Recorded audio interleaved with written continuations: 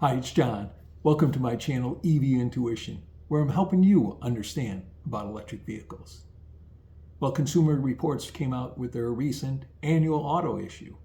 Now, I've been a subscriber of Consumer Reports for many years, and I've liked their auto issue for getting unbiased information, reviews, and feedback on various autos.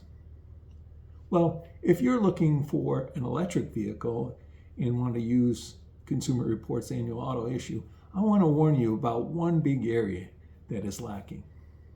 So let's get started.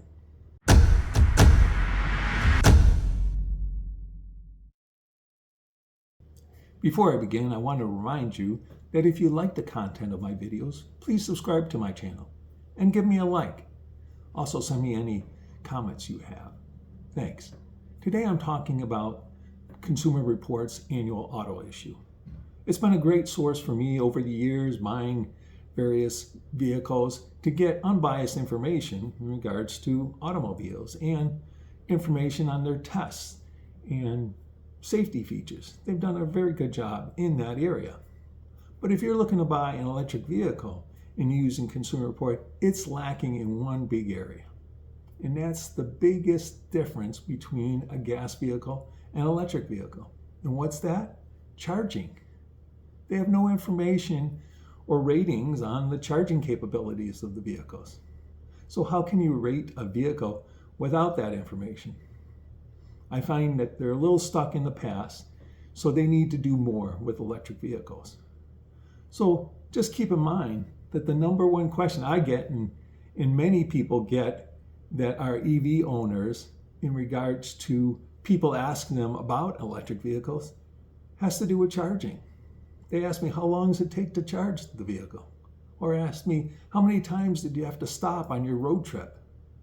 Or how easy was it to find the charging stations? Those are very important questions that people looking into EVs want to know. And various vehicles provide better specs, better features, better capabilities in those areas. And I think I'd want to know the difference between the vehicles.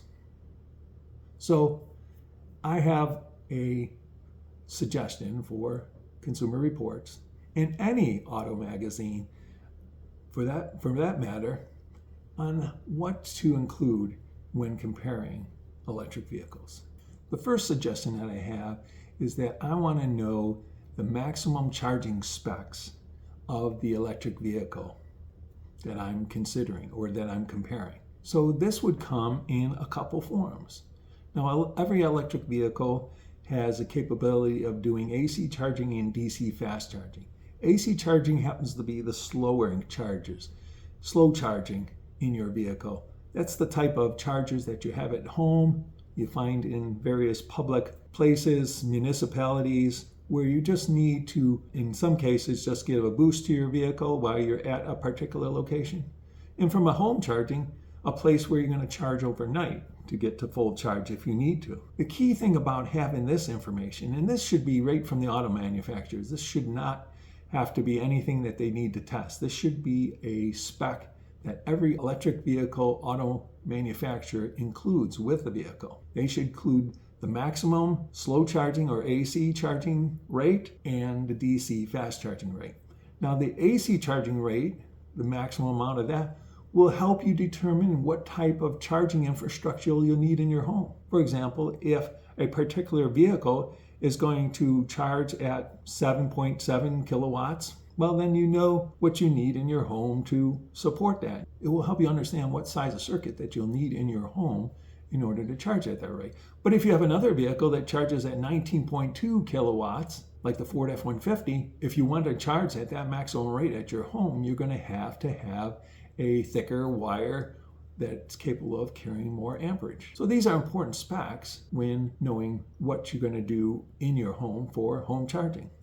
Now on the road charging, the maximum specs indicates just some level of speed at which that can charge. But it should be something that should be readily available from the manufacturer. Now, why isn't this the most important thing as far as DC fast chargers, just knowing the max? The key thing to know is, unlike a gas vehicle, which when you plug in a fuel pump into your vehicle, it just charges at the rate that pump is capable of doing all the way to the end and when it gets cut off. Charging a battery is a lot different. A battery will slow as it approaches 100% or getting fully charged. And various vehicles manage that charging of that battery a lot differently. In other words, some do it very well and some do it less well. And you want to know the difference between that.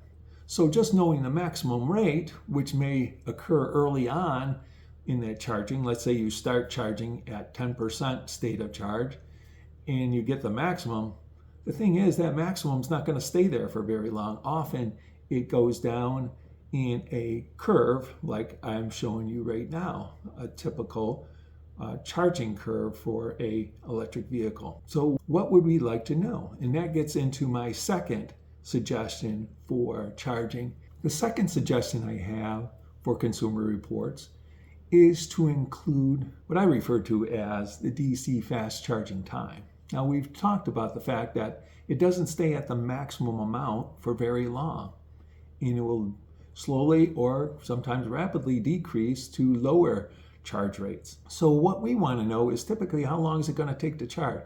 And so we got to pick a metric. Most people feel that 10 to 80% state of charge, going from a state of charge of 10% to a battery charge of 80% full, is a good metric. How long does that take to do that? The important thing you got to do there when comparing vehicles is make sure that the battery sizes are pretty similar, right? If you got one like the Ford F-150, which might have twice the size of a battery compared to a smaller vehicle, then the 10 to 80% time is going to be a lot different, right? So you got to compare batteries of similar size and go into 10 to 80%, because then they're filling about the same amount of kilowatts. That's what I recommend. There's various websites, EV websites that do those testing, and you can go to their websites and search for the 10 to 80% charge times of various vehicles. And they range from the lowest being around 20 minutes, 15 to 20 minutes, to the highest being maybe 40 to 45 minutes.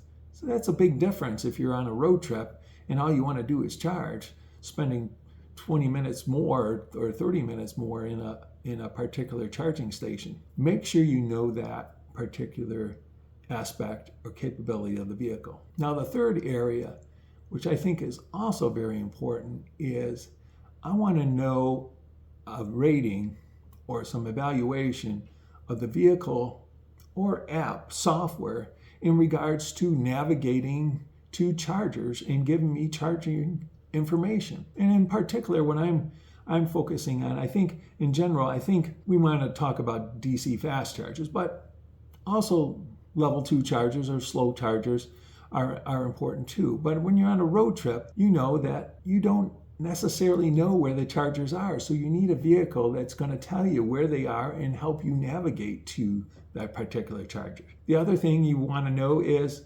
what sort of amenities exist at that particular charger. If you want to just get a rest stop, bathroom break, fine.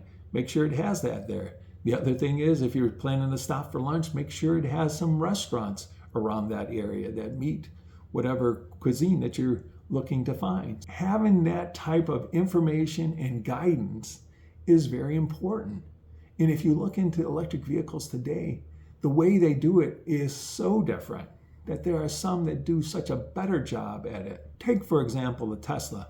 Now, the Tesla has its own supercharger network, and granted, they have an advantage over others because the vehicle also has its own network of superchargers, which happen to be some of the best capabilities as far as chargers go in the United States. You can just type in an address into your vehicle, and that vehicle will then take you on that trip. If you need to stop for charging along the way, it's going to take you to various chargers, depending how far you're going, and it'll take you to that. And it'll also know how busy that charging station is and try to guide you to one that's not busy so that when you arrive, you can just hook up and begin charging. Not all vehicles do that, right? So there's an example of something. But you also may want to know how much does that charging session going to cost? How much per kilowatt hour is it going to cost you when you stop there? as we have more and more charges, that's going to be more and more important because you may want to shop around, you know. So those are some of the things that you want to know, and you want the vehicle to provide you that capability. So what I would want to look for is someone to do some evaluation of that capability. And Consumer Reports hasn't done it. They do some evaluation on the usability of the internal usability of the vehicle in the screens inside the vehicle. Why don't they do something in regards to charging, which is very important if you're an electric vehicle owner? So that's a very important thing that's missing.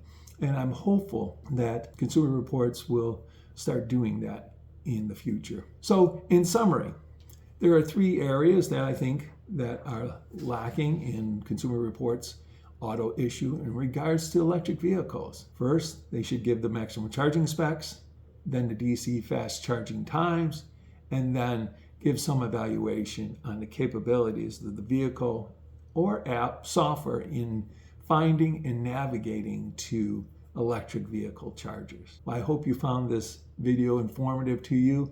And if you're looking for an electric vehicles, check out Consumer Reports capabilities, but also you're going to have to do some homework on your own to get these 3 other areas that I suggest that you look at also. Take care. I'll see you next time. Thanks for watching.